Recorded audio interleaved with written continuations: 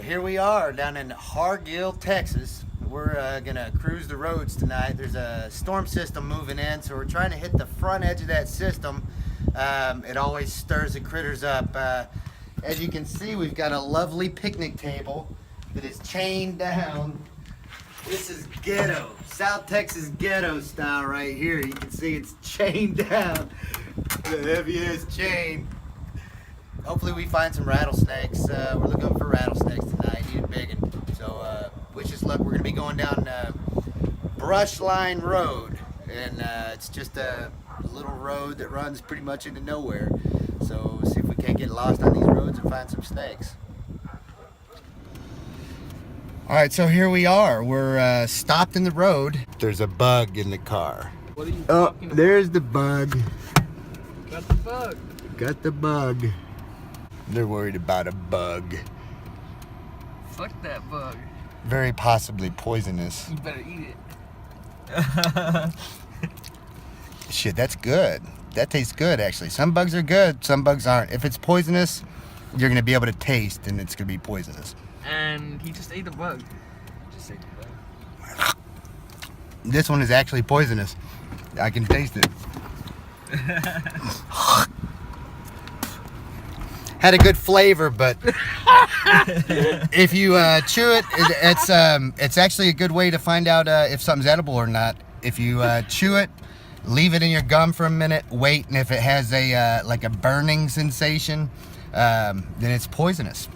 Even if it tastes good, that bug, whatever it was a prime example of a bug that actually tastes good, but it has a level of toxin in its system. So just something to keep in mind. I'd ate it if it was a good one. So here is a Texas toad, I believe. I think if it was a cane toad, it would be a lot larger. And there's some species of toads here that don't have venom glands. And it's like they're in an evolutionary transition between a frog and a toad. But these guys are pretty common around here. There's about 5 species that are see on a regular basis.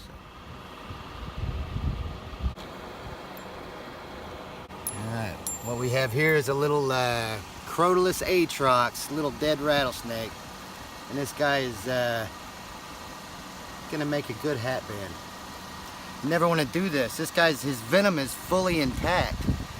You wouldn't believe how many people get bit because they're out here playing with these snakes. I have a little bit of a tolerance. If I get pricked by it, it's not going to affect me like it could somebody else. And there's a good chance if you're out here playing with snakes, you're gonna get bit inadvertently. Just they're still viable, fully intact. This is still a deadly creature. But I'm gonna make a hat band out of it.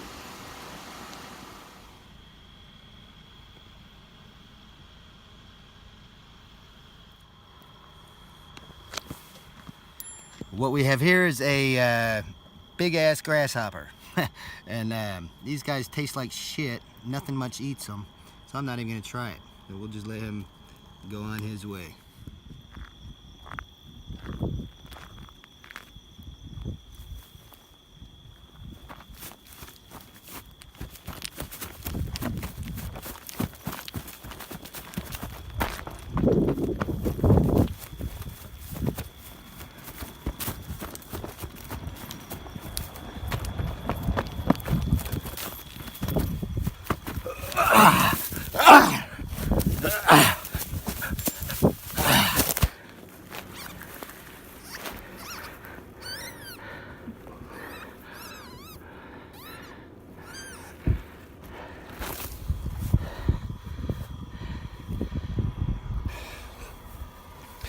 And that's how that's done.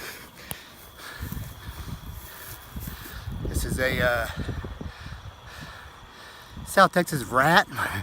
We're gonna feed that to a big bull snake. It's gonna be dinner for a bull snake.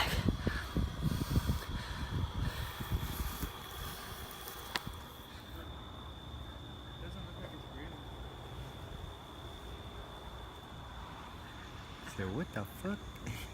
What the fuck?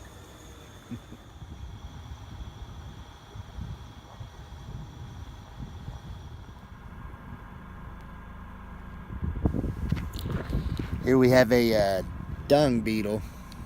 Got a little defensive mechanism. I'm not sure if they shoot a chemical out of their tail or they have their tail up. It's probably also a poisonous invertebrate.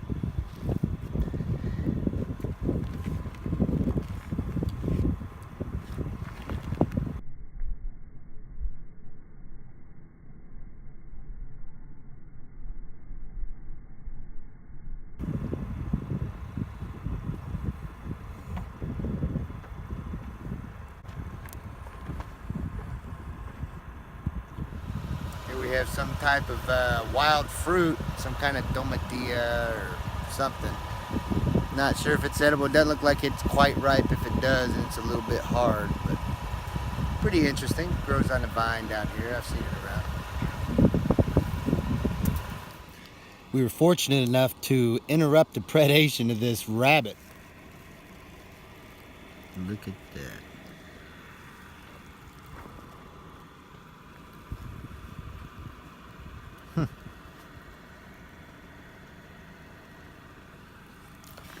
That owl snatched the head right off this rabbit when it saw us.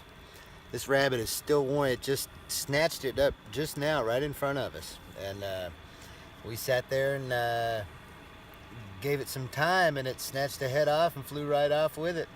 I'd say it would probably come back and continue eating it, or a coyote would get a hold of it, but this is a good fresh rabbit. I'm gonna have that some dinner right there. It's a good dinner.